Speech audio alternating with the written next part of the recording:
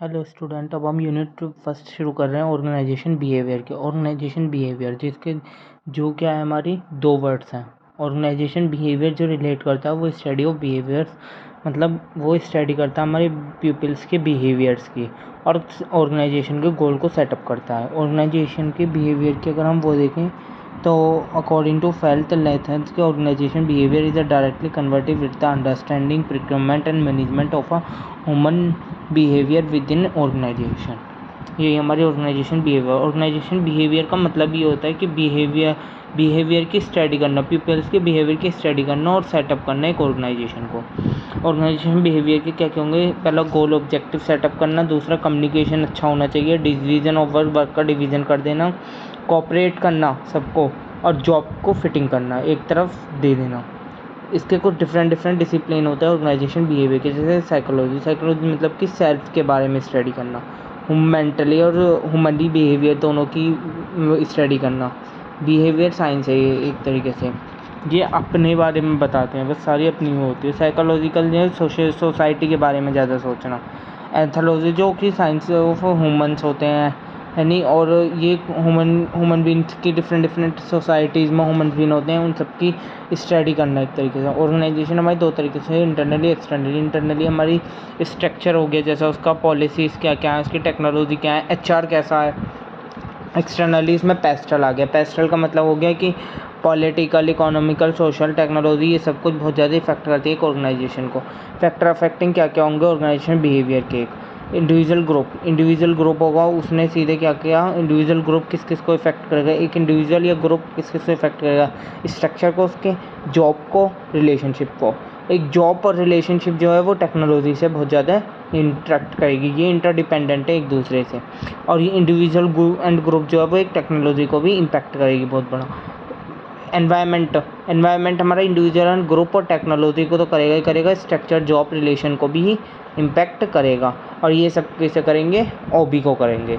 सारा प्रोसेस जो इम्पैक्ट करेगा वो किसे करेगा? सारा ओबी को करेगा, ऑर्गेनाइजेशन बिहेवियर को। फुल फॉर्म ऑफ स्मार्ट की फुल फॉर्म क्या है? एस मतलब स्पेसिफिक, एम मतलब मेजरेबल, ए मतलब अचीवर, आर मतलब रीजनेबल, टी मतलब टाइम बाउंडिंग।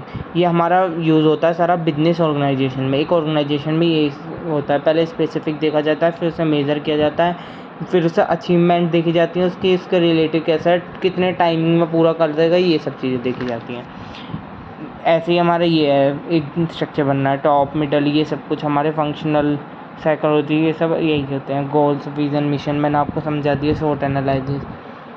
ये हमारी कुछ फुल फॉर्म्स हैं, ये इसके कुछ वो है जो ऑब्जेक्टिव जो मैंने आपको पीछे पढ़ा दिए।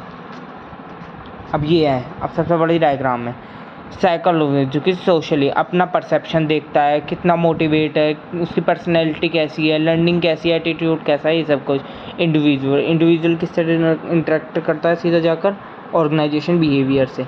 फिर हमारा आता है सोशोलॉजी हमारे दो तरीके से, एक ग्रुप में भी हो सकती है, और organisation culture, organisation structure, formal informal relation कैसा है, ये सब ग्रुप के बेस्ड पर होती है हमारी।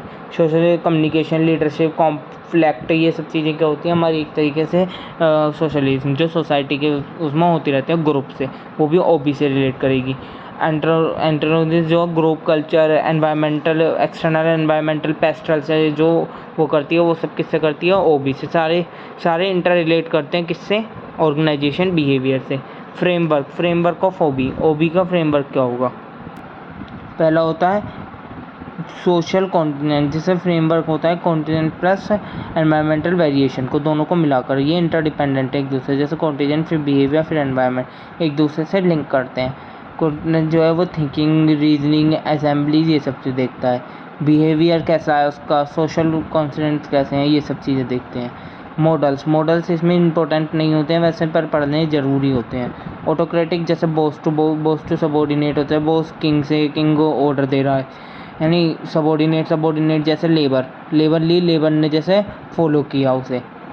क्लस्टर का मतलब हो गया इकोनॉमिक रिवार्ड, परफॉर्मेंस कैसी है उसकी, इकोनॉमिक वेलफेयर कैसी है, ये सब चीज़।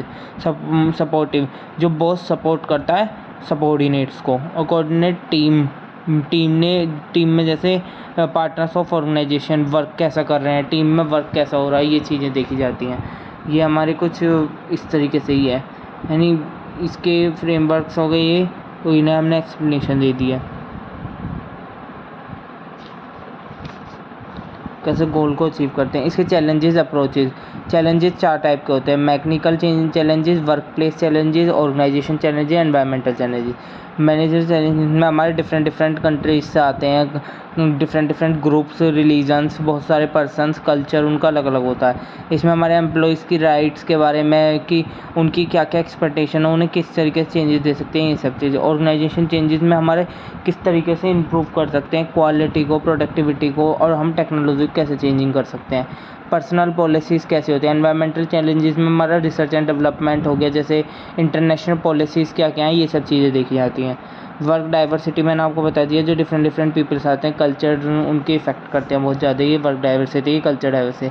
ऑर्गेनाइजेशन गोल क्या होता है कि जो कि एक आउटलाइन में की जाए, आउटलाइन जो कि हमारा टाइम, जो लॉन्ग टर्म शॉर्ट टर्म में भी हो सकता है, एरिया HRD में, MD में, FD में, इसमें लेवल टॉप, मिडल या लोअर, कौन से टॉप उसमें जाएगा, गोल कैसे कंप्लीट। स्ट्रेटजी गोल, टेक्निक गोल, जो कि टॉप जिसे हम टॉप टेबल भी कहते हैं, इसे मिडिल लेवल कहते हैं, इसे लोअर लेवल भी कहते हैं।